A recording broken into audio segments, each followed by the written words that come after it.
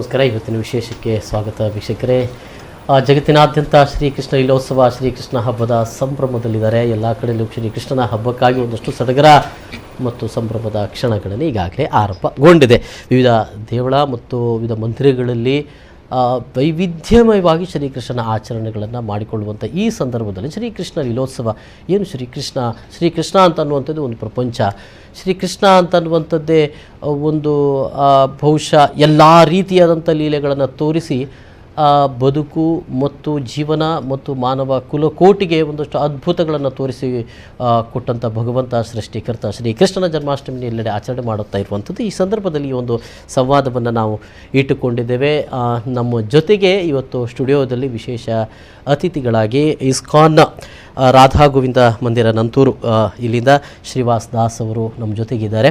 ಅದೇ ರೀತಿಯಲ್ಲಿ ಶ್ರೀ ಗೋಪಾಲ್ ಕೃಷ್ಣ ಭಟ್ ಅವರು ವಿಶ್ರಾಂತ ಉಪನ್ಯಾಸಕರು, ಜೊತೆಗೆ ಹಿರಿಯ ಯಕ್ಷಗಾನ ಕಲಾವಿದರು, ಅದೇ ರೀತಿಯಲ್ಲಿ ಸಾಹಿತಿಗಳು, ವಿದ್ವಾಂಸರು ಕೂಡ ಹೌದು. ಭಾಳ ಮುಖ್ಯವಾಗಿ ನನ್ನ ಇತಿಹಾಸ ಬೋಧಿಸಿದ ಕಂಡ್ರಾಪಿ ಕಾಲೇಜಿನಲ್ಲಿ ನನ್ನ ಇತಿಹಾಸ ಬೋಧಿಸಿದಂಥ ನನ್ನ ಗುರುಗಳು ಕೂಡ ಹೌದು. ಜೊತೆಯಲ್ಲಿ ವಿಜಯಲಕ್ಷ್ಮಿ ಶೆಟ್ಟಿಯವರು ಕಾಸಾಪ ಮಂಗಳೂರು ತಾಲೂಕು ಕನ್ನಡ ಸಾಹಿತ್ಯ ಪರಿಷತ್ ಮಂಗಳೂರು ತಾಲೂಕು ಅಧ್ಯಕ್ಷರು, ಮಹಿಳಾ ಮಂಡಳಿಗಳ ಒಕ್ಕೂಟದ ಅಧ್ಯಕ್ಷರು, ಇನ್ನಿತರ ಹಲವು ಚಟುವಟಿಕೆಗಳು ತಮ್ಮನ್ನು ತಾವು ತೊಡಗಿಸಿಕೊಂಡಿರುವರು ವಿಜಯಲಕ್ಷ್ಮಿ ಶೆಟ್ಟಿಯವರು. ಕಾರ್ಯಕ್ರಮಕ್ಕೆ ಸ್ವಾಗತ. ಶ್ರೀವಾಸ್ದಾಸ್ ಅವರೇ, ಶ್ರೀಕೃಷ್ಣನ ಆಚರಣೆ, ಹಬ್ಬ, ಸಂಭ್ರಮ, ಸಡಗರ ಎಲ್ಲೆಡೆ ಮನೆ ಮಾಡಿದೆ. ಈ ಸಂದರ್ಭದಲ್ಲಿ ಏನು ಹೇಳಲಿಕ್ಕೆ ಬಯಸ್ತೀರಿ? ಯಾವ ರೀತಿಯಲ್ಲಿ ಹಬ್ಬದ ಸಡಗರ ಇಸ್ಕಾನ್ ಆಚರಣೆ ಮಾಡ್ತಾ ಇದೆ? ನಮ್ಮ ಸಂಸ್ಥೆ ಅಂತಾರಾಷ್ಟ್ರೀಯ ಕೃಷ್ಣ ಪ್ರಜ್ಞಾ ಸಂಘ ಇದನ್ನು ಆಚಾರ್ಯರು ಶ್ರೀಲಾ ಪ್ರಭುಪಾದರು, ತಾವು ತಿಳಿದಂತೆ 1965ರಲ್ಲಿ ಅವರು ಒಂದು ಹಡಗಿನಲ್ಲಿ ಪ್ರವಾಸಗೊಂಡು ಮತ್ತು ಅಮೇರಿಕೆಯಲ್ಲಿ ಮೊದಲಿಗೆ ಈ ಸಂಸ್ಥೆಯನ್ನು ಶುರು ಮಾಡಿ ಈ ಕೃಷ್ಣನ ವಿಷಯವನ್ನು ನ್ಯೂಯಾರ್ಕ್ನಲ್ಲಿ ಶುರು ಮಾಡ್ತಾ ವಿಶ್ವದ ಎಲ್ಲೆಡೆ ಪ್ರತಿಯೊಂದು ನಗರ ಗ್ರಾಮದಲ್ಲಿ ಈ ನಮ್ಮ ವೈದಿಕ ಸಂಸ್ಕೃತಿಯನ್ನು ಪ್ರಚಾರ ಮಾಡಿ, ಗೀತಾ ಜ್ಞಾನವನ್ನು ಪ್ರಚಾರ ಮಾಡಿ, ಆ ಜನರಿಗೆ ಈ ಪ್ರಜ್ಞೆಯನ್ನು ಮೂಡಿಸಿ ಈ ದಿವಸ ವಿಶ್ವಾದ್ಯಂತ ಈ ಕೃಷ್ಣ ಜನ್ಮಾಷ್ಟಮಿಯನ್ನು ಪ್ರತಿಯೊಂದು ದೇಶದಲ್ಲೂ ಆ ಜನರು ಇದರ ಒಂದು ಲಾಭವನ್ನು ಪಡೀತಿದ್ದಾರೆ. ಅವರು ಕೂಡ ಇದನ್ನು ಭಾರತದಲ್ಲೇ ಮಾತ್ರ ಸೀಮಿತವಾಗಿಲ್ಲ, ವಿಶ್ವಾದ್ಯಂತ ಈ ಆಚರಣೆ ನಡೀತಾ ಇದೆ. ಅಂದರೆ ಕೃಷ್ಣ ಯಾರು, ಕೃಷ್ಣನ ನಮ್ಮ ಜೀವನದಲ್ಲಿ ಯಾಕೆ ಬೇಕು ಕೃಷ್ಣ ನಮಗೆ, ಇದು ಅವರು ಕೂಡ ಈಗ ಅರ್ಥ ಮಾಡ್ಕೊಳ್ತಾ ಇದ್ದಾರೆ. ಇದೊಂದು ನಮ್ಮ ಭಾರತೀಯರಿಗೆ ಇದೊಂಥರ ನಮಗೆ ಒಂದು ಸಂತೋಷದ ವಿಷಯ. ಈಗ ಬರೀ ನಮ್ಮ ಪ್ರಾಂತ್ಯದಲ್ಲಿ, ನಮ್ಮ ದೇಶದಲ್ಲಿ ಅಂತಲ್ಲ, ಈಗ ಭಗವಂತನು ಅವನು ಸರ್ವಲೋಕ ಮಹೇಶ್ವರ ಅವನು.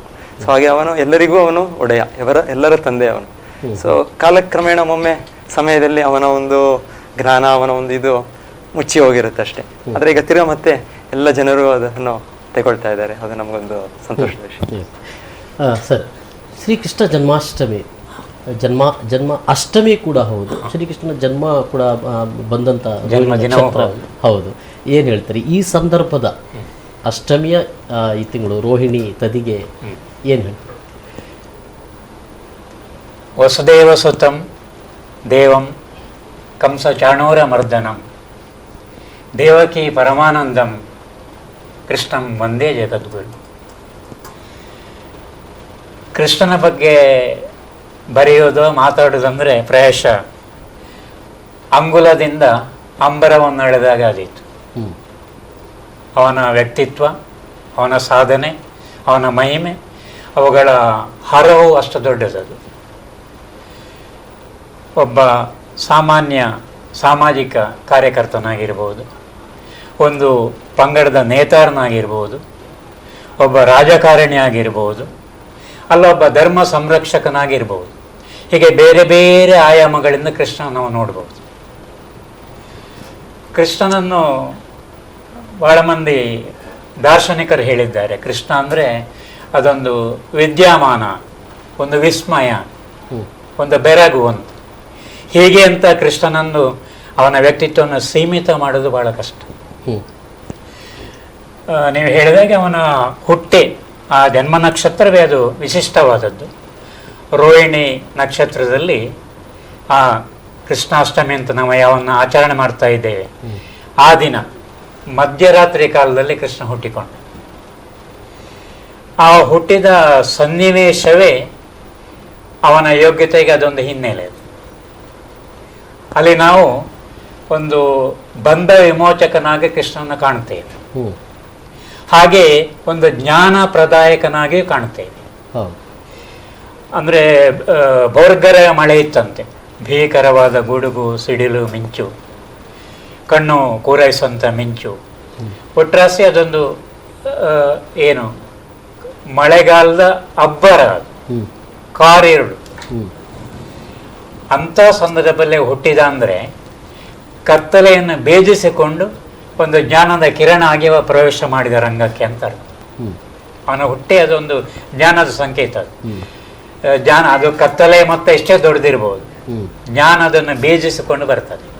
ಜ್ಞಾನದ ಕಿರಣ ಅದನ್ನು ಓಡಿಸ್ತದೆ ಕತ್ತಲೆ ಮೊತ್ತ. ಅದನ್ನೇ ಕೃಷ್ಣ ಮುಂದೆ ಜೀವನದಲ್ಲಿ ಸಾಧಿಸಿ ತೋರಿಸಿ. ಮತ್ತೆ ಆ ದೊಡ್ಡ ಒಂದು ಸ್ವಾತಂತ್ರ್ಯದ ಪ್ರತಿಪಾದಕ ಅಂತಲೂ ನಾವು ಅವನನ್ನು ಚಿತ್ರಣ ಕೊಡಬಹುದು. ಈ ಬಗ್ಗೆ ನಾನು ಮುಂದೆ ಮಾತಾಡ್ತೇನೆ. ತಾಯಿ ಯಶೋದೆಗೆ ತನ್ನ ಜಗತ್ತನ್ನು ಬಾಯಳು ತೋರಿದ ಅಂತ ತುಂಟ ಕೃಷ್ಣ, ಬಾಲಕೃಷ್ಣ. ಬಟ್ ತಾಯಿ ಮಗ ಈ ಒಂದು ಸಂಬಂಧಗಳನ್ನು ನಾವು ಹೇಗೆ ನಮ್ಮ ವಾಸ್ತವಿಕ ಜಗತ್ತಿನಲ್ಲಿ ನೋಡ್ತೇವೆ, ಅದು ಶ್ರೀಕೃಷ್ಣನ ಬಾಲಕೃಷ್ಣ ಲೀಲೆಯಲ್ಲೂ ಕೂಡ ಕಾಣ್ತೇವೆ ಅಂತ ಅನ್ನುವಂಥದ್ದು ಏನು ಹೇಳ್ತೀರಿ ವಿಜಯಲಕ್ಷ್ಮಿ ಶೆಟ್ಟಿ? ಹೌದು, ಅವನ ತುಂಟ ಕೃಷ್ಣ ಹೇಳಿಯೇ ಅವನಿಗೆ ಮುಖ್ಯ ಹೆಸರೇ ತುಂಟ ಕೃಷ್ಣ ಅಂತ. ಅಂದರೆ ಅಷ್ಟು ತುಂಟನಾಗಿದ್ದ. ಅದು ಅವರು ಮೊಸರು ಕಡಿಯುವಾಗ ಇರಲಿ, ಬೆಣ್ಣೆ ಕದಿಯುವುದು, ಅಥವಾ ಹಾಲು ಮಾರ್ಲಿಕ್ಕೆ ಹೋಗುವಾಗ, ಮೊಸರು ಮಾರ್ಲಿಕ್ಕೆ ಹೋಗುವಾಗ ಅದನ್ನು ಮಡಕೆ ಒಡೆಯುವುದು, ಇಂಥ ತುಂಟನಾಗಿದ್ದರಿಂದ ತುಂಟ ಕೃಷ್ಣ ಅಂತ ಎಲ್ರಿಗೂ ಮೆಚ್ಚುಗೆ. ತುಂಟ ಕೃಷ್ಣ ಹೇಳುವಾಗ ಒಂದು ಮಗುವಿಗೆ ನೀನು ತುಂಟ ಕೃಷ್ಣ ಅಂತ ಹೇಳೋದೊಂದು ವಾಡಿಕೆ. ಯಾಕೆ ಹೇಳಿದರೆ ಅದರಲ್ಲಿ ಅವ ದೇವಕ್ಕೆ ಅವನ ತಾಯಿಗೆ ಭೂಲೋಕವನ್ನು ಸಹ ತೋರಿಸಿದಾನೆ. ಅಷ್ಟು ಸಣ್ಣ ಮಗು ನಾನು ಯಾರು ಅಂತೇಳಿ ಅವನ ಬಾಯಿಯಿಂದ ತೋರಿಸಿದ. ನಾನು ನಾನು ಒಂದು ವಿಶಿಷ್ಟ ಒಂದು ದೈವ ಸಂಭೂತ ಅಂತೇಳಿ.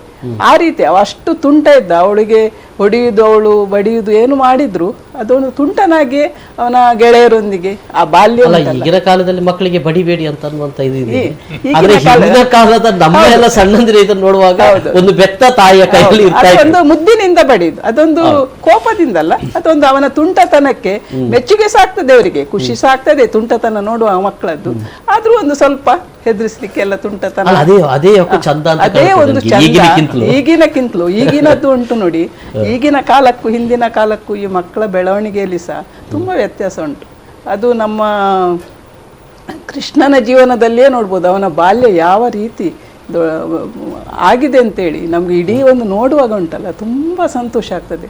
ಅವ ಹುಟ್ಟಿನಿಂದ ಅವ ಹೇಗೆ ಅಲ್ಲಿ ಹೋದ, ಆ ಮಳೆಗೆ ಅವನನ್ನು ಹೊತ್ತುಕೊಂಡು ತಂದೆ ಹೋದ, ಅಲ್ಲಿಂದ ಅವ ಬೆಳೆದು ಏನೇನೆಲ್ಲ ಮಾಡಿದ.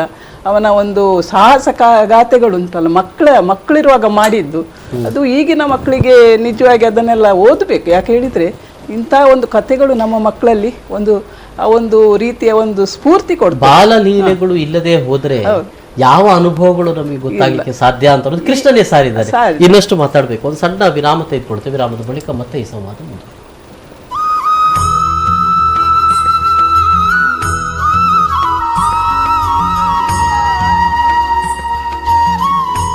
ಮತ್ತೊಮ್ಮೆ ಸ್ವಾಗತ.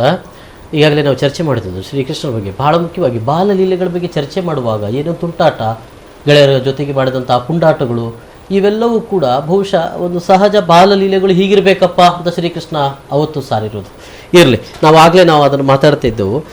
ಪ್ರಭುಗಳೇ, ಶ್ರೀಕೃಷ್ಣನ ಲೀಲೆಗಳ ಬಗ್ಗೆ ನಾವು ಜಗತ್ತಿನಾದ್ಯಂತ ವಿವಿಧ ರೀತಿಗಳಲ್ಲಿ ಅದನ್ನು ಹೊರಡಿಸಲಾಗ್ತಿದೆ ಅಂತ ಅನ್ನೋದು ಇಸ್ಕಾನ್ ಏನು ಹೇಳ್ತಾರೆ? ಶ್ರೀಕೃಷ್ಣ ಲೀಲೆಗಳಲ್ಲಿ ನೀವು ಹೇಳಿದಾಗೆ ಬಾಲ್ಯಲೀಲೆಯಲ್ಲಿ ತುಂಟತನ ಒಂದು ಇದೆ.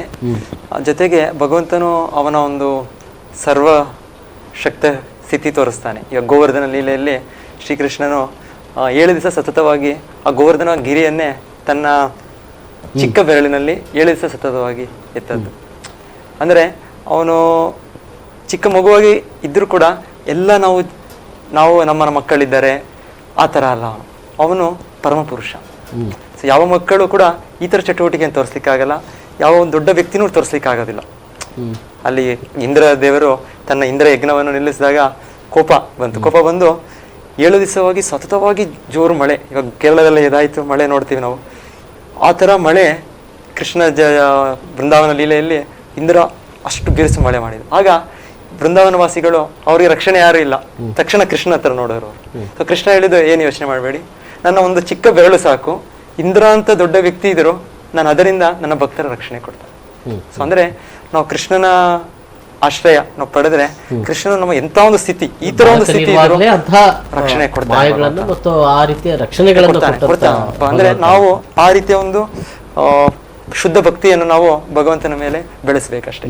ಬೃಂದಾವನವಾಸಿಗಳು ಆ ಶುದ್ಧ ಭಕ್ತಿ ಬೆಳೆಸೋದ್ರಿಂದ ಭಗವಂತನ ಸದಾ ತಯಾರಿದ್ದಾನೆ ರಕ್ಷಣೆ ಕೊಡ್ಲಿಕ್ಕೆ. ಹೌದು ಸರ್, ಇಲ್ಲಿ ಬಹಳ ಮುಖ್ಯವಾಗಿ ಕೃಷ್ಣನ ವಿವಿಧ ನಾವು ಅವತಾರಗಳು ಅಥವಾ ಲೀಲೆಗಳನ್ನು ನೋಡುವಾಗ ಮಕ್ಕಳಿಗೆ ಸಂಬಂಧವಾಗಿ ಬುದ್ಧ ಕೃಷ್ಣ ಸ್ಪರ್ಧೆಗಳು, ಕೃಷ್ಣವೇಷ ಸ್ಪರ್ಧೆಗಳು ನಡೆಯುವಂಥದ್ದು ಮಕ್ಕಳನ್ನೇ ನಾವು ನೋಡುವಂಥದ್ದು. ಕೃಷ್ಣ ಅನ್ನುವಾಗಲೂ ಕೂಡ ಯೌವನ ಮತ್ತು ಅದಕ್ಕಿಂತ ಕೆಳಗಿನ ಮಕ್ಕಳಲ್ಲೇ ನಾವು ಬಹಳ ಕೃಷ್ಣನನ್ನು ಕಾಣುತ್ತೇವೆ ಅಂತ ಈಗಾಗಲೇ ನಾವು ಮಾತಾಡಿರುವಂಥದ್ದು ಬಾಲಲೀಲೆಗಳು ಅಂತ ಏನು ಹೇಳ್ತೀರಿ? ಅಂದರೆ ಅವನಿಗೆ ಬಾಲಲೀಲೆಗಳ ಮೂಲಕವೇ ಯಾರು ಬಹಳ ಋಷಿಮುನಿಗಳಿಂದ ಹಿಡಿದು ಕೃಷ್ಣನ ಒಂದು ಆಗಮನಕ್ಕೆ ಕಾಯ್ತಾ ಇದ್ರು. ನಮ್ಮ ಹಿಂದೂ ಪರಂಪರೆ ಪುರಾಣ ಪ್ರಜ್ಞೆ ಏನು ಹೇಳ್ತದೆ ಅಂದರೆ, ಧರ್ಮಾಧರ್ಮಗಳ ಸಂಘರ್ಷದಲ್ಲಿ ಒಮ್ಮೆ ಅಧರ್ಮದ ಕೈ ಮೇಲಾದಾಗ ಅಥವಾ ದುಷ್ಟರು ವಿಜೃಂಭಣೆ ಮಾಡ್ತಾ ಇದ್ದಾಗ ದುಷ್ಟರನ್ನು ಶಿಕ್ಷಿಸಿ ಧರ್ಮದ ಪುನರುದ್ಧಾರಕ್ಕೆ ಭಗವಂತ ಅವತಾರ ತಾಳ್ತಾನೆ ಅಂತ ಶ್ರೀಮನ್ನಾರಾಯಣನ ದಶಾವತಾರದ ಕಲ್ಪನೆ ಇದೆ. ಅಂದರೆ ನಾರದಾದಿಗಳು ಮೊದಲೇ ಹೇಳಿದ್ರು, ಶ್ರೀಕೃಷ್ಣ ಬರ್ತಾನೆ, ಭಗವಂತ ಶ್ರೀಕೃಷ್ಣನ ರೂಪದಲ್ಲಿ ಬರ್ತಾನೆ ಅಂತ. ಆ ಋಷಿಮುನಿಗಳು ಹೇಳಿದ ಭಗವಂತ ತಾನೇ ಎನ್ನುವುದನ್ನು ಅವನಿಗೆ ತೋರಿಸಬೇಕಾಗಿತ್ತು ಕೃಷ್ಣನಿಗೆ. ಯಾವಾಗಲೂ ಒಂದು ವ್ಯಕ್ತಿತ್ವವನ್ನು ಅದು ಆರಂಭದಲ್ಲಿ ಸಾರ್ವಜನಿಕವಾಗಿ ಒಪ್ಪಿಕೊಳ್ಳದಿದ್ರೆ ಅವನಿಗೆ ಪ್ರಭಾವ ಬೀರಲಿಕ್ಕೆ ಕಷ್ಟ ಆಗ್ತದೆ. ಹಾಗೆ ಈ ಬಾಲಲೀಲೆಗಳ ಮೂಲಕ ಕೆಲವೊಂದು ಅದು ಮಾನವಾತೀತವಾದಂತ ಕ್ರಿಯೆಗಳು ನೋಡಿ, ಈಗ ಗೋವರ್ಧನ ಕ್ರಿಯೆ, ಕಾಳಿಂಗನನ್ನು ಮರ್ದಿಸ, ಈಗ ಒಂದು ಕೊಳಲು, ಈಗ ನಾವೆಲ್ಲ ಒಂದು ಬೆದರಿನ ತುಂಡು ಹಿಡ್ಕೊಂಡ್ರೆ ಏನಾಗಿದೆ, ಕೃಷ್ಣನ ಕೈಲೊಂದು ಕೊಳಲಾಯ್ತು ನೋಡಿ, ಲೋಕಮೋಹಕವಾದಂತ ಒಂದು ಮುರಳಿ ಆಯ್ತು.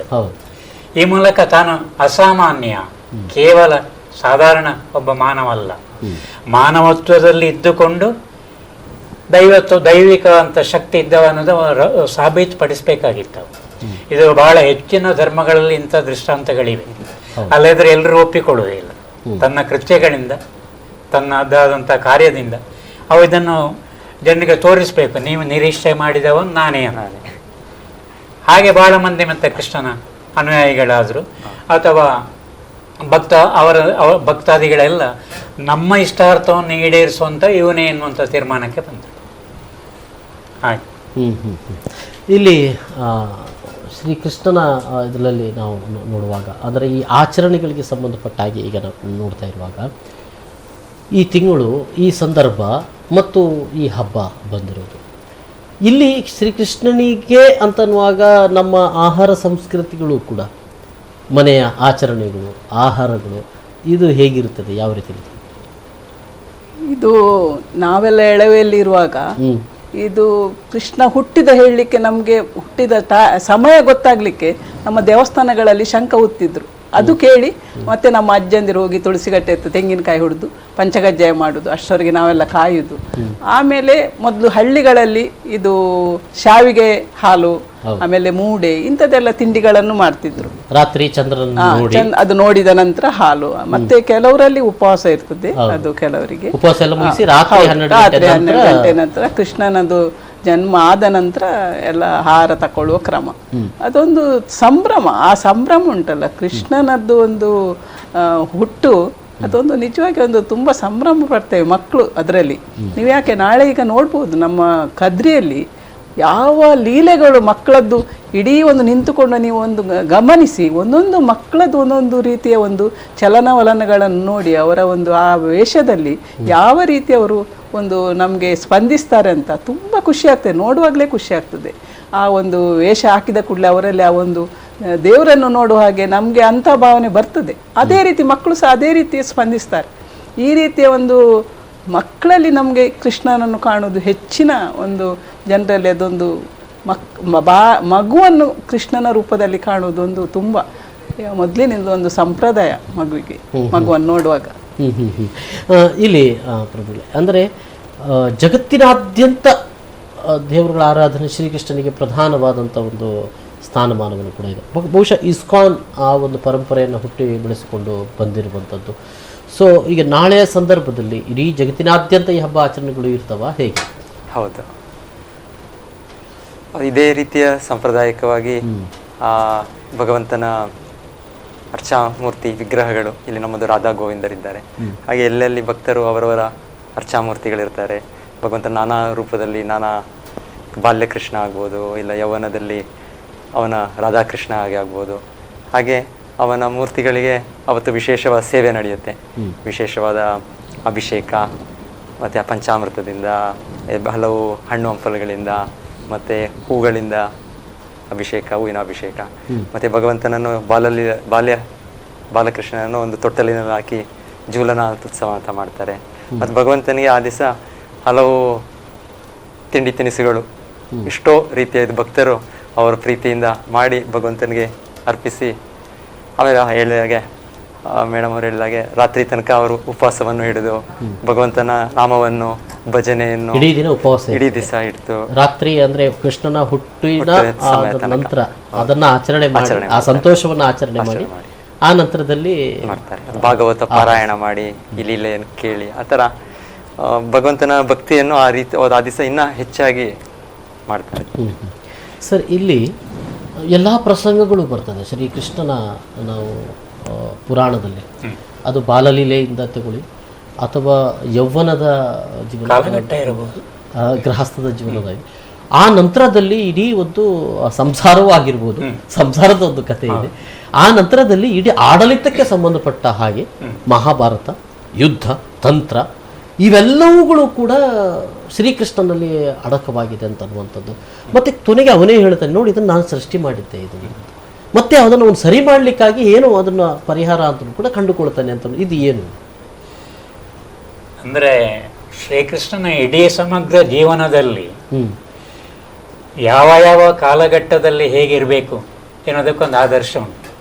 ಈಗಾಗಲೇ ಒಂದು ನೀವು ಪ್ರಶ್ನೆ ಕೇಳಿ, ಯಾಕೆ ನಾವು ಬಾಲಕೃಷ್ಣ ಮುದ್ದು ಕೃಷ್ಣ ಅಂತ ಹೇಳಿದ್ರು.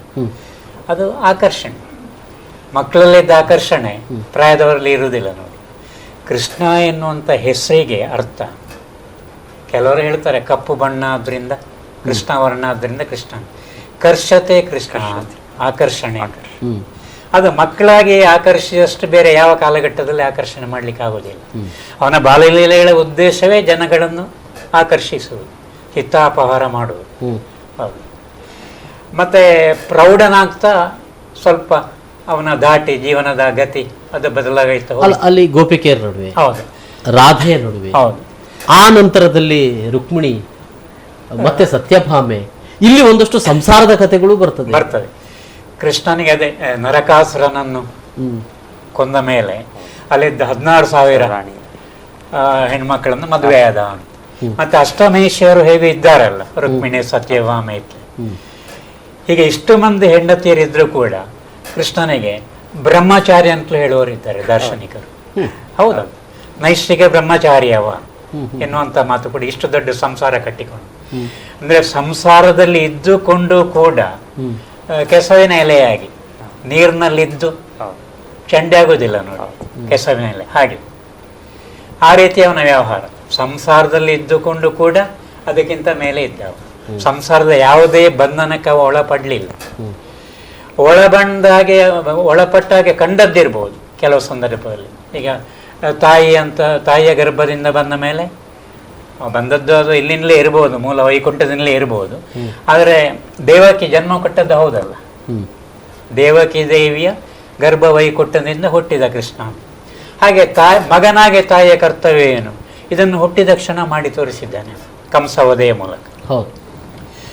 ಮತ್ತೆ ಕೃಷ್ಣಂ ಒಂದೇ ಜಗದ್ಗುರು ಮಾತ್ರ ಅಲ್ಲ, ಕೃಷ್ಣತ್ಯು ಸ್ವಯಂ ಭಗವಾನ್ ಎನ್ನುವಂಥ ಒಂದು ಮಾತು ಕೂಡ ಉಂಟು. ಪ್ರತ್ಯಕ್ಷ ದೇವರ ಕಾಲದಲ್ಲಿ ಅದು ಕೃಷ್ಣನೇ. ರಾಮನಿಗೆ ಈ ಭಿನ್ನವತ್ತಳೆ ಇರಲಿಲ್ಲ, ಮಹಾಮಾನವ ಅಂತಲೇ ಕರ್ತವ್ಯ. ಅಂದ್ರೆ ಅವನ ಮಾನವ ಅವತಾರಕ್ಕೆ ಹೆಚ್ಚಲ್ಲಿ ಪ್ರಾಮುಖ್ಯತೆ ಇದ್ದು ಅಲ್ಲಿ ಮಾನವ ಧರ್ಮವನ್ನು ಹೇಳಿದ್ದು ಕೃಷ್ಣ. ಇಲ್ಲಿ ಹಾಗಲ್ಲ. ಇವ ಶ್ರೀಮನ್ನಾರಾಯಣನ ಸಂಪೂರ್ಣ ಅವತಾರ, ಪೂರ್ಣಾವತಾರ ಕೃಷ್ಣ ಎನ್ನುವಂಥ ಕಲ್ಪನೆ ಇದೆ.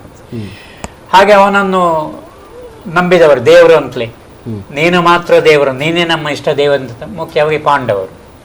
ಹೀಗೆ ಯಾರೆಲ್ಲ ಅವನನ್ನು ನಂಬಿದ್ದಾರೆ ಅವರನ್ನು ರಕ್ಷಣೆ ಮಾಡುವಂಥ ಕರ್ತವ್ಯದಲ್ಲಿ ಆ ಉದ್ಯೋಗದಲ್ಲಿ ಅವ ಮುಂದೆ ತನ್ನನ್ನು ತಾನು ಈ ಬಗೆಗೆ ಮತ್ತೆ ನಾನು ಮುಂದೆ ಮಾತಾಡ್ತೀನಿ ಸರ್. ಒಂದು ವಿರಾಮ ತೆಗೆದುಕೊಳ್ಬೇಕು. ವಿರಾಮದ ಬಳಿಕ ಮತ್ತೆ ಈ ಸಂವಾದ.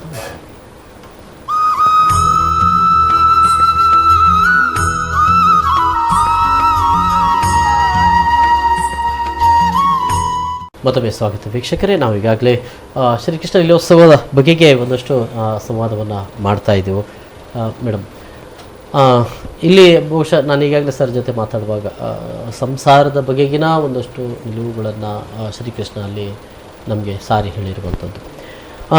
ಇಲ್ಲಿ ನಿಮ್ಮ ಅನುಭವಗಳು ಏನು? ಶ್ರೀಕೃಷ್ಣನ ಕಾಣುವಾಗ ಯಾವ ರೀತಿಯಾದಂಥ ನಮ್ಮ ಬದುಕು ಮತ್ತು ಶ್ರೀಕೃಷ್ಣ ನಮ್ಗೆ ಏನು ಹೇಳಿಕೊಟ್ಟಿದ್ದಾನೆ ಅಲ್ಲಿ ಅಂತ? ಶ್ರೀಕೃಷ್ಣನದ್ದು ಆ ಲೀಲೆಗಳುಂಟಲ್ಲ, ಅದು ಯುವತಿಯರಿಗೂ ಬಹಳ ಇಷ್ಟ. ಯಾಕೆ ಹೇಳಿದ್ರೆ ಅವರಿಗೆ ಚೇಡಿಸುವುದು, ಅವರು ಸ್ನಾನ ಮಾಡುವಾಗ ಬಟ್ಟೆ ಇಡುವುದು, ಏನಾದರೂ ಅದೊಂದು ದೇವರ ರೂಪದಲ್ಲೇ ನೋಡ್ತಿದ್ರು. ಒಂದು ಅದನ್ನು ಅವನ ರಾಸಲೀಲೆಗಳನ್ನು ಅದೊಂದು ತುಂಬ ಗೌರವದಿಂದ ಇದು ಮಾಡ್ತಿದ್ರು. ಹಾಗಾಗಿ ಮಹಿಳೆಯರಿಗೆ ಒಂದು ಶ್ರೀಕೃಷ್ಣ ಹೇಳಿದರೆ ಅವ ಎಷ್ಟೇ ಹೆಂಡತಿಯರಿರಲಿ ಎಷ್ಟೇ ಇರಲಿ, ಆ ಒಂದು ಅವನ ಒಂದು ಲೀಲೆಗಳುಂಟಲ್ಲ ಅದು ತುಂಬ ಇಷ್ಟ ಮಹಿಳೆಯರಿಗೆ. ಈಗ ಅವನದ್ದು ಜಾಂಬವತಿ ಕಲ್ಯಾಣ ಇರ್ಬೋದು, ಅವನ ಒಂದೊಂದು ಕಥೆಗಳುಂಟಲ್ಲ ತುಂಬ ಒಂದು ಅರ್ಥಗರ್ಭಿತವಾದ ಕಥೆಗಳು. ಅವ ಯಾವ ರೀತಿಯಲ್ಲಿ ಹೋದ, ಯಾವ ಮಣಿ ಶಮಂತಕ ಮಣಿ, ಅದೊಂದು ಆ ಒಂದು ರೀತಿಯ ಒಂದು ವಿಷಯಗಳು, ಅಲ್ಲಿಯ ವಿಷಯಗಳುಂಟು, ನಡೆದ ವಿಷಯಗಳಲ್ಲಿ ಅವ ಎಷ್ಟಾದರೂ ಅವ ಪುನಃ ಅವಳಂತ ಮದುವೆ ಆಗ್ತಾನೆ. ಯಾಕೆ ಹೇಳಿದ್ರೆ ಆ ಹುಡುಗಿಗೆ ಅನ್ಯಾಯ ಮಾಡುವುದಿಲ್ಲ. ಆ ರೀತಿ ಅವನದೊಂದು ಜೀವನ, ಅದು ದಾಂಪತ್ಯ ಜೀವನದ ಪ್ರಶ್ನೆ ಅಲ್ಲ, ಅದೊಂದು ಅವನದ್ದೊಂದು ಒಂದು ಹರಸುವಿಕೆ, ಒಂದು ತನ್ನ ಭಕ್ತರಿಗೆ ಅವ ಯಾವ ರೀತಿ ಒಂದು ಹರಸ್ತಾನೆ, ಅದು ಒಂದು ನಾವು ನೋಡ್ಬೋದು.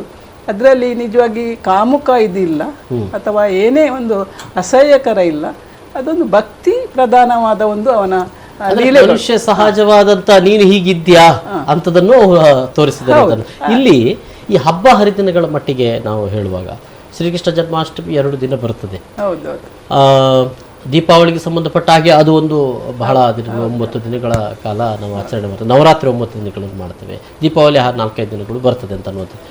ಇಲ್ಲಿ ಈ ಸ್ಪೆಷಾಲಿಟಿಯನ್ನು ಈಗ ಮನೆಯಲ್ಲಿ ನಾವು ಆಚರಣೆ ಮಾಡುವಾಗ ವಿಶೇಷತೆಗಳು ಏನು ಅನಿಸ್ತದೆ ಶ್ರೀಕೃಷ್ಣ ಜನ್ಮಾಷ್ಟಮಿಗೆ ಸಂಬಂಧಪಟ್ಟ ಹಾಗೆ? ಅಲ್ಲಿ ತಿನಿಸುಗಳು, ಆಚರಣೆಗಳು, ರಾತ್ರಿ ಇಡೀ ಜಾಗರಣೆ. ಈಗ ನೋಡಿ, ರಾತ್ರಿ ಇಡೀ ಜಾಗರಣೆ ಕೂತ್ಕೊಳ್ಳೋದು. ಆಮೇಲೆ ಮೊದಲೆಲ್ಲ ಹಳ್ಳಿಗಳಲ್ಲಿ ಭಜನೆಗಳಿತ್ತು, ಅದೆಲ್ಲ ಈಗ ಸ್ವಲ್ಪ ಹೋಗಿದೆ. ಆದರೂ ಆ ಭಜನೆಗಳು, ತಾಳಮದ್ದಳೆ ಇತ್ತು. ನಮ್ಮ ಅಜ್ಜನ ಕಾಲದಲ್ಲೆಲ್ಲ ಕೂತ್ಕೊಂಡು ತಾಳಮದ್ದಳೆ ಎಲ್ಲ ಅಲ್ಲಿ ಅವರು ಸೇರಿಕೊಂಡು ಮಾಡುವುದು, ಸಮಯ ಕಳೀಲಿಕ್ಕೆ, ಈ ರೀತಿಯ ವ್ಯವಸ್ಥೆಗಳೆಲ್ಲ ಇತ್ತು. ಮತ್ತೆ ಈಗ ನೋಡಿ, ದೇವರಿಗೆ ತುಂಬಾ ನೈವೇದ್ಯ ಮಾಡ್ತಾರೆ. ಅದು ಚಕ್ಕುಲಿ ಇರ್ಬೋದು, ಉಂಡೆಗಳಲ್ಲಿ ನಾನಾ ಥರದ ಉಂಡೆಗಳನ್ನು ಮಾಡ್ತಾರೆ. ಅದು ಎಲ್ಲರ ಮನೆಗಳಲ್ಲಿ ಆ ಸಂಪ್ರದಾಯ ಇರುವುದಿಲ್ಲ. ಕೆಲವರ ಮನೆಗಳಲ್ಲಿ ಅದು ತುಂಬ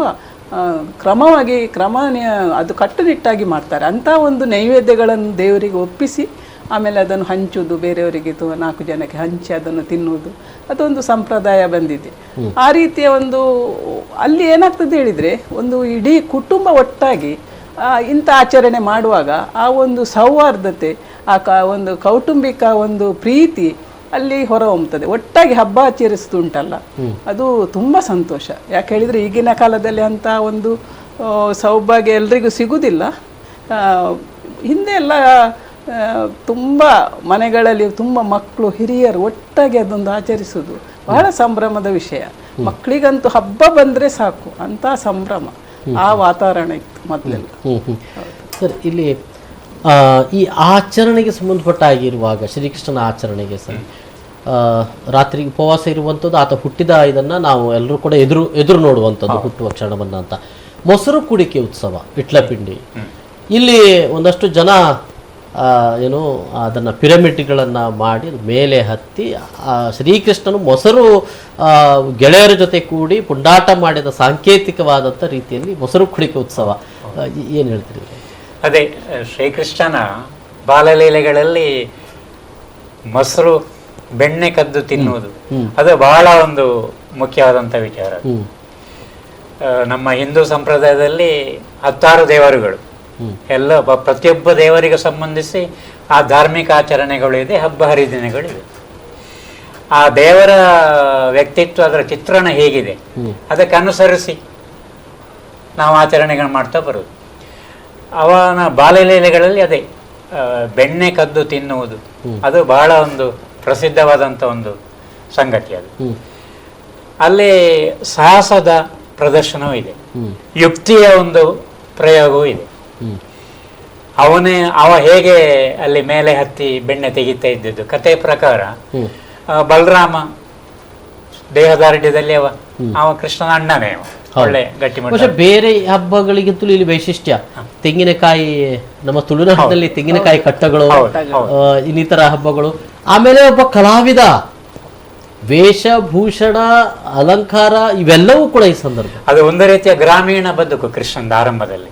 ಆ ಗೋಕುಲದಲ್ಲಿದ್ದಂತ ಸಮಯದಲ್ಲಿ ಆ ಗೋಪಾಲಕರ ಜೊತೆ ಸೇರಿಕೊಂಡು ಯಾದವರು ಸ್ವಲ್ಪ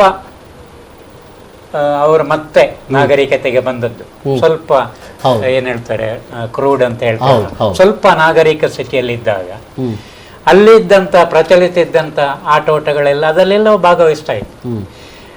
ಮತ್ತೆ ಸಮಯ ಹೋದ ಹಾಗೆ ಅದರಲ್ಲಿ ತಿದ್ದುಪಡಿ ಮಾಡ್ತಾ ಬಂದ. ಈಗ ಇಂದ್ರನ ಆಗ್ರಹದ ಕುರಿತು ಗೋವರ್ಧನೋದ್ಧರಣದ ಕಥೆ ಹೇಳಿದವರು, ಅಲ್ಲಿ ಒಂದು ರೀತಿಯಲ್ಲಿ ಮೂಢನಂಬಿಕೆಯ ವಿರುದ್ಧ ಜನರಿಗೆ, ಗೋಪಾಲರಿಗೆ ಬೋಧನೆ ಮಾಡಿದ್ದಾನೆ.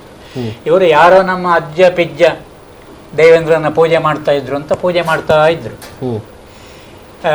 ನಮ್ಮದು ಕೃಷಿ ಸಂಬಂಧವಾದಂಥ ಬದುಕು, ಗೋವುಗಳಿಗೆ ಸಂಬಂಧವಂತ ನಮ್ಮ ಜೀವನ, ನಮಗೆ ಮಳೆ ಮತ್ತು ಬೆಳೆ ಮುಖ್ಯ, ಅದಕ್ಕೆ ನಾವು ಪ್ರಕೃತಿ ಪೂಜೆ ಮಾಡಬೇಕು ಎನ್ನುವಂಥ ಒಂದು ಸಂದೇಶವನ್ನು ಕೃಷ್ಣ ಕೊಟ್ಟ ಇದೆ. ಅಲ್ಲಿ ಗೋವರ್ಧನ ಪೂಜೆ ಅಂದ್ರೆ ಅದು ಪ್ರಕೃತಿಯ ಪೂಜೆ. ಪ್ರಕೃತಿ ನಮಗೆ ಕೊಡ್ತದಲ್ಲ, ಅದಕ್ಕೆ ಕೃತಜ್ಞತಾ ರೂಪವಾಗಿ ಪ್ರಕೃತಿಯ ಪೂಜೆಯನ್ನು ಮಾಡಬೇಕು. ಬರೇ ಯಾರೋ ಹೇಳಿದ್ದಾರೆ, ಯಾರೋ ಹಿರಿಯರು ಮಾಡಿದ್ದಾರೆ ಅಂತ ಒಂದು ರೀತಿಯ ಮೂಢನಂಬಿಕೆಯ ಸಂಪ್ರದಾಯ ಅಲ್ಲ. ನಾವು ಸರಿಯಾಗಿ ವಿವೇಚಿಸಿ ಧರ್ಮದ ಕುರಿತಾಗಿಯೇ ಇರಬಹುದು ಹೆಜ್ಜೆ ಇಡಬೇಕು ಎನ್ನುವುದು ಅವನ ಸಂದೇಶ. ಕೊನೆಯವರೆಗೂ ಕೂಡ ಅವನು ವಾಸ್ತವಿಕ ಪ್ರಪಂಚವನ್ನು ತೋರಿಸ್ತಾ ಹೋಗ್ತಾನೆ. ಅರ್ಜುನನಿಗೂ ಅದನ್ನೇ ಹೇಳ್ತಾನೆ, ಕರ್ಣನ ಇದರಲ್ಲೂ ಕೂಡ ಅದನ್ನೇ ಅವನು ಹೇಳ್ತಾ ಹೋಗ್ತಾನೆ. ಎಲ್ಲವನ್ನೂ ಕೂಡ ವಾಸ್ತವಿಕ ರೀತಿಯಲ್ಲಿ ಅದನ್ನು ಹೇಳ್ತಾ ಸರಿಪಡಿಸ್ತಾ ಹೋಗ್ತಾನೆ ವ್ಯವಸ್ಥೆ. ಒಂದು ರೀತಿಯ ಕ್ರಾಂತಿಕಾರಿ. ಹೌದು, ನಾವು ಈಗೇನು ನಿಮ್ಮ ವಾಣಿಜ್ಯ ಕ್ರಾಂತಿ ಅಥವಾ ಫ್ರಾನ್ಸಿನ ಮಹಾಕ್ರಾಂತಿ, ಈ ಕ್ರಾಂತಿ ಹೇಳುವುದಲ್ಲ ನಾನು. ಕ್ರಾಂತಿ ಅಂದ್ರೆ ಅದಕ್ಕೆ ನಡೆ, ಪರಿಕ್ರಮ ಎನ್ನುವಂತ ಒಂದು ಅರ್ಥವೂ ಇದೆ. ಒಂದು ಹೊಸ ನಡೆ ಯಾದವರ ಬದುಕಿನಲ್ಲಿ ಅದನ್ನು ಮಾಡಿದ್ದಾನೆ.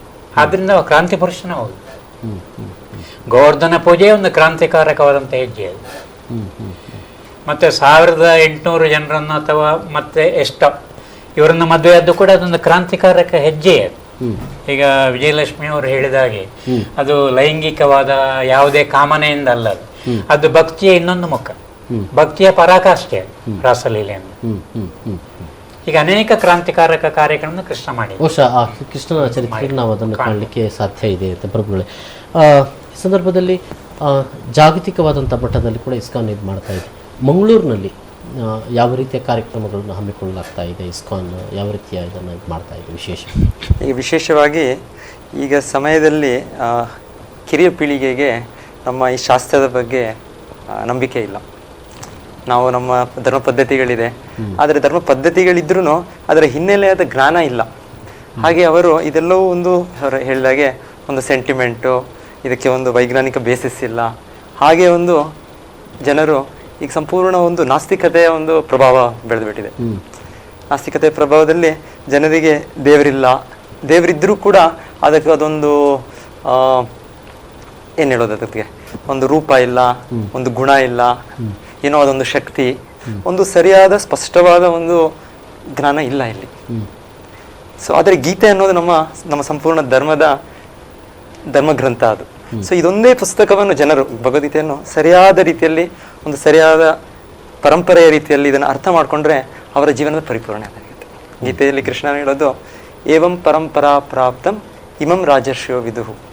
ಈ ಗೀತಾ ಜ್ಞಾನ ಅನ್ನೋದು, ಈ ವೈದಿಕ ಜ್ಞಾನ ಅನ್ನೋದು, ಅದರಿಂದ ಈ ಸಂಸ್ಕೃತಿ ಬೆಳೆದಿರೋದು. ನಮ್ಮ ಸಂಪೂರ್ಣ ಭಾರತ ಇದೆ ಅಂದರೆ ಇದರ ಹಿನ್ನೆಲೆ ಅಂದರೆ ನಮ್ಮ ಜ್ಞಾನ, ವೇದಿಕ ಜ್ಞಾನ, ಗೀತಾ ಜ್ಞಾನ. ಸೊ ಇದನ್ನು ಅರ್ಥ ಮಾಡ್ಕೊಳ್ಳಿಕ್ಕೆ ಒಂದು ಸರಿಯಾದ ಗುರುಷ್ಯ ಪರಂಪರೆಯಿಂದ ಈ ಜ್ಞಾನವನ್ನು ಪಡಿಬೇಕು. ಸೊ ಪಡೆದಾಗ ಕೃಷ್ಣನು ಹೇಳ್ತಾನಲ್ಲೇ, ಜನ್ಮ ಕರ್ಮ ಚಮೇ ದಿವ್ಯಂ ಏವಂ ಯೋ ಜಾನಾತಿ ತತ್ವತಃ ತ್ಯಕ್ತ್ವಾ ದೇಹಂ ನಾಯಿತಿ ತ್ಯಕ್ವಾ ದೇಹಂ ಪುನರ್ಜನ್ಮ ನಾಯಿತಿ ಮಾಮೇತಿ ಸ ಅರ್ಜುನ. ಅಂದರೆ ಈ ಭಗವಂತನ ಲೀಲೆಗಳು, ಭಗವಂತನ ಜನ್ಮ, ಭಗವಂತನ ಒಂದೊಂದು ಚಟುವಟಿಕೆ, ನಾವು ಇವಾಗ ಹೇಳ್ತಾ ಇದಿಷ್ಟು ಅವನ ಗೃಹಸ್ಥ ಜೀವನದಲ್ಲೋ, ಆ ಒಂದು ಗೋಪಿಕೆಯರು ಹಾಡಿದ ರಾಸ ನೃತ್ಯವೋ, ಇಲ್ಲ ಗೋವರ್ಧನಗಿರಿ ಎತ್ತದ ಲೀಲೆನೋ, ಇದನ್ನು ಅರ್ಥ ಮಾಡ್ಕೊಳ್ಳೋದು ತತ್ವತಃ ಅರ್ಥ ಮಾಡ್ಕೊಂಡ್ರೆ ನಾವು.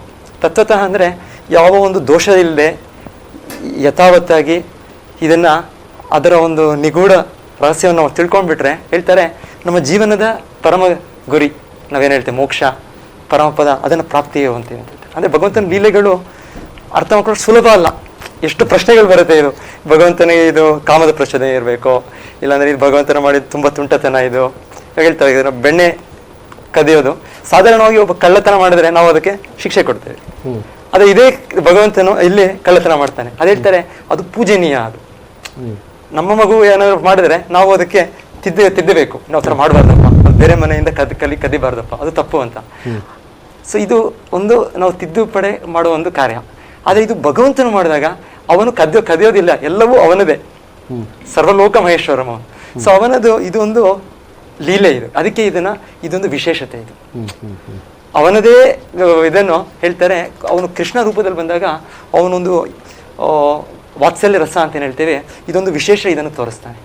ಬೇರೆಯವನು ರೂಪದಲ್ಲಿ ರಾಮನ ಸ್ವರೂಪದಲ್ಲಿ ಬಂದಾಗ ನರಸಿಂಹ, ವರಾಹ ಎಷ್ಟೋ ಅವತರಿಸ್ತಾನೆ. ಅಲ್ಲಿ ಈ ಥರ ಒಂದು ಬಾಲ್ಯಲೀಲೆಯನ್ನು ತೋರಿಸಲಿಲ್ಲ ಅವನು. ಬಾಲ್ಯಲೀಲೆ ಅನ್ನೋದು ಕೃಷ್ಣ ಅವತಾರದ ಒಂದು ವಿಶೇಷ. ಎಷ್ಟು ವಿಶೇಷ ಅಂದರೆ ಇಲ್ಲಿ ಭಗವಂತನು ತನ್ನ ಭಕ್ತರೊಟ್ಟಿಗೆ ಅಷ್ಟು ಸಮೀಪವಾದ ಬಾಂಧವ್ಯವನ್ನು ತೋರಿಸ್ಕೊಡ್ತಾನೆ. ಬೇರೆ ರೂಪದಲ್ಲಿ ಅವನು ವಾಮನ ಆಗೋದು ಏನಾಗೋದು ದೂರ ಇದೆ. ದೂರ ಅಂದರೆ ಗೌರವದಿಂದ ಭಗವಂತನ ಒಂದು ಪೂಜೆ, ಒಂದು ವಂದನೆಗಳನ್ನ ಸಲ್ಲಿಸಬೇಕು. ಅದೇ ಕೃಷ್ಣನ ರೀತಿಯಲ್ಲಿ ಆ ಭಕ್ತರು ಎಷ್ಟು ಉತ್ತಮ ಭಕ್ತರಂದರೆ, ಇವಾಗ ಯಾದವರು ಅಂತ ಹೇಳಿದ್ರು, ಯಾದವರು ಅಷ್ಟು ಉತ್ತಮ ಭಕ್ತರು ಅಂದರೆ ಮಥುರಾವಾಸಿಗಳಿಗಿಂತ ಹೆಚ್ಚು, ಈ ದ್ವಾರಕವಾಸಿಗಳಿಗಿಂತ ಹೆಚ್ಚು. ಗೋಲೋಕ ನಾಮ್ನಿ ನಿಜಧಾಮ್ನಿ ತಲೇಚ ತಸ್ಯ ದೇವಿ ಮಹೇಶ ಹರಿಧಾಮಸು ತೇಷು ತೇಷು. ಶಾಸ್ತ್ರ ಹೇಳುತ್ತೆ ಗೋಲೋಕಧಾಮ ಅನ್ನೋದು ಉನ್ನತವಾದದ್ದು, ವೈಕುಂಠಧಾಮಕ್ಕಿಂತ ಹೆಚ್ಚಾದದ್ದು. ಸೊ ಅಲ್ಲಿರುವ ವಾಸಿಗಳು ಅಂದರೆ ಭಗವಂತನ ಈ ವಾತ್ಸಲ್ಯ ಭಾವದಲ್ಲಿರೋರು, ಮಾಧುರಿ ಭಾವದಲ್ಲಿರೋರು, ಸಾಕ್ಯ ಭಾವದಲ್ಲಿರೋರು ಅಂದರೆ ಅವರು ಬಾಕಿ ಇನ್ನು ನಾವು ಶಾಂತ ಭಾವ, ಇದು ಶಾಸ್ತ್ರದ ಇದರಲ್ಲಿ ಭಾಗವತ ಪುರಾಣದಲ್ಲಿ ಇದೆಲ್ಲೋ ಬರುತ್ತೆ. ಈಗ ಅವ್ರು ಹೇಳಿದಾಗ ಸ್ವಯಂ ಭಗವಂತ ಮಾತಾಡಬೇಕು. ಒಂದು ಸಣ್ಣ ವಿರಾಮ ತೆಗೆದುಕೊಳ್ತೇವೆ. ವಿರಾಮದ ಬಳಿಕ ಮತ್ತೆ ಸಂವಾದ.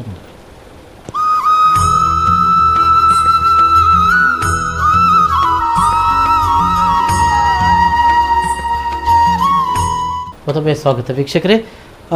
ಮೇಡಮ್, ಶ್ರೀಕೃಷ್ಣ ಜನ್ಮಾಷ್ಟಮಿ ಮೊಸರು ಕುಡಿಕೆ ಉತ್ಸವ ಆಟಿ ತಿಂಗಳಲ್ಲಿ ಕೆಲವೊಮ್ಮೆ ಬಂದು ಬಿಡುತ್ತದೆ ನಮಗೆ ಶ್ರೀಕೃಷ್ಣ ಜನ್ಮಾಷ್ಟಮಿ, ಆಗ ಎರಡೂ ಕೃಷ್ಣ ಜನ್ಮಾಷ್ಟಮಿ ಮೊಸರು ಕುಡಿಕೆ ಉತ್ಸವ ಎಲ್ಲ. ಈ ಸಂದರ್ಭದಲ್ಲಿ ಆಟಿ ತಿಂಗಳು ಒಂದು ಅರ್ಥದಲ್ಲಿ ತುಳುನಾಡಿಗರಿಗೆ ನಮಗೆಲ್ಲ ಕಷ್ಟ ಕೊಟ್ಟವ್ರದ ತಿಂಗಳು. ಆದರೆ ಅದು ನಂತರ ಮುಗಿಸಿ ಕೃಷ್ಣ ಜನ್ಮಾಷ್ಟಮಿ ಬರಬೇಕಾದ್ರೆ ಇಲ್ಲಿ ಸ್ವಲ್ಪ ಸಂಪದ್ಭರಿತವಾಗಿರ್ತಾಳೆ. ಅಲ್ಲಿ ದೊರೆಯುವಂಥ ಆಹಾರ ಪದಾರ್ಥಗಳು ಜನ್ಮಾಷ್ಟಮಿ ಸಂದರ್ಭದಲ್ಲಿ ನಾವು ತಿಂತೇವೆ, ಅಥವಾ ಕೊಟ್ಟಿಗೆ ಮೂಡೆ ಅಲ್ಲಿ ಬಂದಿರುವಂಥದ್ದು ಅಂತ ಅನ್ನೋದು ಏನು ಹೇಳ್ತೀರಿ? ಅಲ್ಲ, ಅದು ಹೌದು, ಅದು ಅಷ್ಟಮಿಗೆ ಉಂಟಲ್ಲ ನಿಜವಾಗಿ. ಇಲ್ಲಿ ಎಲ್ಲ ಈಗ ಒಂದು ಎಲ್ಲ ಸಾಂಪ್ರದಾಯಿಕವಾಗಿ ಮಾಡುವಾಗ ಅದು ಮೂಡೆ ಇರ್ಬೋದು, ಕೊಟ್ಟಿಗೆ ಇರ್ಬೋದು, ಅದಕ್ಕೆ ಅದನ್ನು ಮಾಡುವ ರೀತಿ ಉಂಟಲ್ಲ, ಅದನ್ನು ಬೇರೆ ಬೇರೆ ರೀತಿಯಲ್ಲಿ ಕೆಲವರು ಅದಕ್ಕೆ ತೆಂಗಿನ ಹಾಲು ತೆಗೆದು ಇದು ಮಾಡ್ಬೋದು, ಪದಾರ್ಥದಿಂದ ಮಾಡ್ಬೋದು. ಅದನ್ನು ಸೇವಿಸುವ ರೀತಿ ವಿವಿಧ ಇರ್ತದೆ, ವೈವಿಧ್ಯತೆ ಇರ್ತದೆ. ಅದೇ ರೀತಿ ಒಂದು ಕೆಲವು ಇದರಲ್ಲಿ ದೇವರಿಗೆ ನೈವೇದ್ಯ ಮಾಡುವ ತಿಂಡಿಗಳು ಅದು ಬಹಳ ಒಳ್ಳೆಯದು. ಅಂದರೆ ಮುಖ್ಯವಾಗಿ ಅಲ್ಲಿ ಕೃಷ್ಣನಿಗೆ ಚಕ್ಕುಲಿ ಮತ್ತು ಉಂಡೆಗಳು ಅದು ಬಹಳ ಒಂದು ಪ್ರೀತಿಯ ವಸ್ತು. ಸ್ವಲ್ಪ ದಿನ ಬಿಟ್ಟು ಚೌತಿ ಬರ್ತದೆ, ಅಲ್ಲಿ ಮೋದಕ, ಹೌದು, ಅಲ್ಲಿ ಒಂದು ಬೇರೆ ರೀತಿಯ ಸಂಪ್ರದಾಯ. ಹಾಗೆ ಅದು ಹಬ್ಬಗಳು ಹೇಳುವಾಗ ಮನೆಯಲ್ಲಿ ಒಂದು ಮಹಿಳೆಯರಿಗೆ ಒಂದು ಸಂಭ್ರಮ. ಅದು ಆಟಿ ಆಗಲಿ ಕೃಷ್ಣನದ್ದು ಈಗ ಹೆಚ್ಚಾಗಿ ಆಟಿಯಲ್ಲಿ ಬಂದರೆ ಕೆಲವರು ಸಂಭ್ರಮಿಸುವುದಿಲ್ಲ. ಯಾಕೆ ಹೇಳಿದರೆ ಅದು ಪುನೊಂದು ಬಂದಾಗ, ಶ್ರಾವಣದಲ್ಲಿ ಬಂದಾಗ ಮಾತ್ರ ಅದನ್ನು ಅನುಸರಿಸ್ತಾರೆ. ಆದರೆ ಯಾವುದೇ ಆಗಲಿ ಹಬ್ಬಗಳು ಹೇಳುವಾಗ ನಮ್ಮ ಮನೆಯಲ್ಲಿ ಮುಖ್ಯವಾಗಿ ಅಲ್ಲಿ ಮಹಿಳೆಯರಿಗೆ ಹೆಚ್ಚಿನ ಜವಾಬ್ದಾರಿ ಇರ್ತದೆ ಮನೆಗಳಲ್ಲಿ. ಅಲ್ಲಿಯ ತಿಂಡಿಗಳಿರ್ಬೋದು, ಆಚರಣೆ ಇರ್ಬೋದು, ಅಥವಾ ಮಕ್ಕಳಿಗೆ ಅದನ್ನು ತಿಳಿ ಹೇಳುವ ರೀತಿ ಇರ್ಬೋದು, ಅದರಲ್ಲಿ ದೊಡ್ಡ ಜವಾಬ್ದಾರಿ ಮಹಿಳೆಯರಿಗೆ ಮನೆಯ ಪುರುಷರಿಗಿಂತ. ಹಾಗಾಗಿ ಈ ಹಬ್ಬಗಳು ಬಂದಾಗ ಸಾಂಪ್ರದಾಯಿಕವಾಗಿ ಮಾಡುವಾಗ ಅಲ್ಲಿ ಮಹಿಳೆಯರದ್ದು ಪ್ರಾಮುಖ್ಯತೆ ಇರ್ತದೆ ಮನೆಗಳಲ್ಲಿ. ಅದನ್ನು ಸಂಭ್ರಮದಿಂದ ಆಚರಿಸುವುದು, ಆ ಮಕ್ಕಳಿಗೆ ಅದರಿಂದ ಒಂದು ತಿಳುವಳಿಕೆ ಹೇಳುವುದು, ಇಂಥದ್ದೆಲ್ಲ ಆಗ್ತದೆ. ನೀವು ಮಗುವಾಗಿದ್ದಾಗ ನಿಮ್ಮ ಮನೆಯ ಹಿರಿಯರಿಂದ ನಮ್ಮ ಹಿರಿಯರಿಂದ ನಮ್ಮ ಕಾಲ ಬೇರೆ ಇತ್ತು, ಒಂದು 60 ವರ್ಷದ ಹಿಂದೆ. ಆ ಕಾಲವೇ ಬೇರೆ. ಆ ರೀತಿ ಆ ಕಾಲದಲ್ಲಿ ನಾವು ಸಂಭ್ರಮಿಸಿದ ರೀತಿ ಬೇರೆ, ಈಗಿನ ಕಾಲದ ಮಕ್ಕಳು ಸಂಭ್ರಮಿಸುವ ರೀತಿ ಬೇರೆ ಉಂಟು. ಅಲ್ಲೆಲ್ಲ ನಾವು ಒಂದು ಮನೆಗಳಲ್ಲಿ ಒಂದು 40-50 ಮಂದಿ ಒಟ್ಟಾಗಿ ಸಂಭ್ರಮಿಸ್ತಿದ್ದೆವು. ಈಗ ತುಂಬಾ ಕಾಲ ಒಂದು ಬದಲಾಗಿದೆ. ಯಾಕೆಂದ್ರೆ ಕಾಲಕ್ಕೆ ಸರಿಯಾಗಿ ನಾವು ಬದಲಾಗಬೇಕು. ಆದ್ರೆ ಈಗ ಒಂದೊಂದು ಮನೆಗಳಿಗೆ ತಂದೆ ತಾಯಿ, ಒಂದು ಮಗು, 2 ಮಗು ಅಷ್ಟೇ. ಹಾಗಾಗಿ ಈಗ ಸಾರ್ವಜನಿಕವಾಗಿ ಇದನ್ನು ಆಚರಿಸುವುದರಿಂದ ಅಲ್ಲಿ ಹೋಗಿ ಸಂಭ್ರಮಿಸ್ತಾರೆ.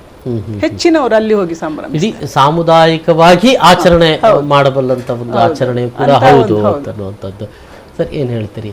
ಅಂದರೆ ಈ ಆಚರಣೆ ಸಂದರ್ಭದಲ್ಲಿ ಇಡೀ ಒಂದು ಕುಟುಂಬಕ್ಕೆ ಕುಟುಂಬ ಸೇರುವುದು ಮತ್ತು ಇಡೀ ಊರಿಗೆ ಊರೇ ಸೇರಿ ಆಚರಣೆ ಮಾಡುವಂಥ ಒಂದು ಸಂದರ್ಭ, ರಸ್ತೆಗಳಲ್ಲಿ ಮೊಸರು ಕುಡಿಕೆ ಉತ್ಸವ ಸಂದರ್ಭ ಕೂಡ ಆಗಿರ್ಬೋದು. ಏನು ಹೇಳ್ತಾರೆ? ನಮ್ಮ ಹಿಂದೂ ಸಂಸ್ಕೃತಿಯ ವೈಶಿಷ್ಟ್ಯವೇ ಅದು. ವಿವಿಧತೆಯಲ್ಲಿ ಏಕತೆ, ಅನೇಕತೆಯಲ್ಲಿ ಏಕತೆ. ಅಂತಿಮವಾಗಿ ಭಾರತೀಯರೆಲ್ಲ ಒಂದೇ, ಆದರೆ ಬೇರೆ ಬೇರೆ ಜಾತಿಯವರಿದ್ದಾರೆ, ಬೇರೆ ಬೇರೆ ಆಹಾರ ಪದ್ಧತಿಯವರಿದ್ದಾರೆ, ಬೇರೆ ಬೇರೆ ಉಡುಪಿದೆ. ಕಾಶ್ಮೀರದಿಂದ ನಮ್ಮ ತಮಿಳುನಾಡು ರಾಮೇಶ್ವರದವರೆಗೆ. ಹಾಗಾಗಿ ಈಗ ದೇವತೆಗಳ ಆರಾಧನೆ ಮಾಡುವಾಗ ಅಲ್ಲಿ ಸಂಭ್ರಮ, ಅಲ್ಲಿ ಆಹಾರ ಊಟೋಪಚಾರ ಅದು ಕೂಡ ಅದು ಗಣಿಸಲ್ಪಡ್ತದೆ. ಅದು ಒಂದೇ ರೀತಿ ಇದ್ರದಲ್ಲಿ ಏನು ಉತ್ಸಾಹ ಬರುವುದಿಲ್ಲ. ಈಗ ಚೌತಿಗೂ ಒಂದೇ ಮಾಡೋದು, ರಾಮನವಮಿಗೂ ಒಂದೇ ಮಾಡೋದು, ಕೃಷ್ಣಾಷ್ಟಮಿಗೂ ಒಂದೇ ಮಾಡೋದು, ಆ ಉತ್ಸಾಹ ಬರುವುದಿಲ್ಲ. ವಿವಿಧತೆಯಲ್ಲಿ ಏಕತೆ ಎನ್ನುವ ಸೂತ್ರವೇ ಅದು. ಮತ್ತು ಹೊಸ ಥರ ಅನ್ವೇಷಣೆ. ಹೀಗೆ ಪ್ರತಿಯೊಂದು ನಮ್ಮ ಧಾರ್ಮಿಕ ಆಚರಣೆಯನ್ನು ಕೂಡ, ಹಬ್ಬ ಹರಿದಿನವನ್ನು ಕೂಡ ಅದು ನಿತ್ಯ ನೂತನವಾಗಿ ಮಾಡಬೇಕು, ಆಕರ್ಷಣೀಯವಾಗಿ ಮಾಡಬೇಕು. ಅದಕ್ಕಾಗಿ ಬೇರೆ ಬೇರೆ ರೀತಿಯ ಸಂಪ್ರದಾಯ. ಗಣೇಶ ಚೌತಿಗೆ ನೀವು ಹೇಳಿದಾಗೆ ಕಡುಬು ಇರ್ಬೋದು, ಅಷ್ಟಮಿಗೆ ಚಕ್ಕುಲಿ ಉಂಡೆ ಇರ್ಬೋದು, ರಾಮನ ನವಮಿಗೆ ಬೇರೆ ಇರ್ಬೋದು, ಹೀಗೆ ವಸಂತ ಪೂಜೆ ಹೀಗೆಲ್ಲ ಮಾಡ್ತಾರೆ. ಅದು ಅಲ್ಲಿ ವೈವಿಧ್ಯತೆಗೆ ಪ್ರಾಮುಖ್ಯ.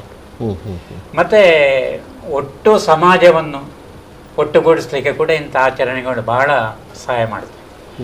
ಉದಾಹರಣೆಗೆ ಈಗ ಗಣೇಶ ಚತುರ್ಥಿ, ಇದು ಮುಖ್ಯವಾಗಿ ಬಹಳ ದೊಡ್ಡ ಸಾರ್ವಜನಿಕ ಗಣೇಶೋತ್ಸವ ಆರಂಭ ಮಾಡಿದ್ದು ನಮ್ಮ ತಿಲಕರು ಸ್ವಾತಂತ್ರ್ಯ ಚಳವಳಿಯ ಸಂದರ್ಭದಲ್ಲಿ. ಆ ಧರ್ಮದ ಹೆಸರಿನಲ್ಲಿ, ಧಾರ್ಮಿಕ ಆಚರಣೆ ಹೆಸರಿನಲ್ಲಿ ಸಮಾಜದ ಬೇರೆ ಬೇರೆ ವರ್ಗದವರನ್ನು, ಬೇರೆ ಬೇರೆ ಜಾತಿ ಪಂಥ, ಬಡವರು ಶ್ರೀಮಂತರು ಎಲ್ಲರನ್ನು ಒಟ್ಟು ಮಾಡಬಹುದು ಎನ್ನುವಂಥ ಒಂದು ಸೂತ್ರ ಅವರು ತೋರಿಸಿಕೊಟ್ಟಿದ್ದಾರೆ. ಈ ಅಷ್ಟಮಿಯಲ್ಲಿ ಹಾಗೆ ಬೇರೆ ಬೇರೆ ವರ್ಗದ ಜನರು ಒಂದಾಗಿ ಕೃಷ್ಣನ ಆರಾಧನೆ ಮಾಡೋದು, ಅಲ್ಲಿ ಸಾಮಾಜಿಕ ಏಕತೆಯ ಸಂದೇಶ ಕೂಡ ಇದೆ.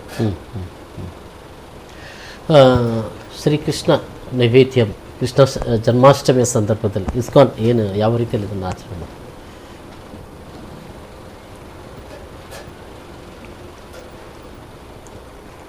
ಸೊ ಭಗವಂತನಿಗೆ ಈ ಸಂಪೂರ್ಣ ಸೃಷ್ಟಿ ಕರ್ತನಾದ್ದರಿಂದ ಎಲ್ಲವೂ ಅವ್ರು ಹೇಳಿದವರಿಗೆ ವೈವಿಧ್ಯಮತೆ ಇದೆ. ಸೊ ಅದೆಲ್ಲವೂ ಭಗವಂತನಿಗೆ ಅರ್ಪಿಸಬೇಕು. ಸೊ ಈ ವೈವಿಧ್ಯತೆ ಹೇಗೆ ಆ ಪ್ರದೇಶದಲ್ಲಿ ಇದೆ, ಸೊ ಆ ಜನರು ಅವರವರ ರೀತಿಯಲ್ಲಿ, ಭಗವಂತನ ಗೀತೆಯಲ್ಲಿ ಹೇಳ್ತಾನೆ, ಪತ್ರಂ ಪುಷ್ಪಂ ಫಲಂ ತೋಯಂ ಯೋಮೇ ಭಕ್ತಿಯ ಪ್ರಯಚ್ಛತಿ.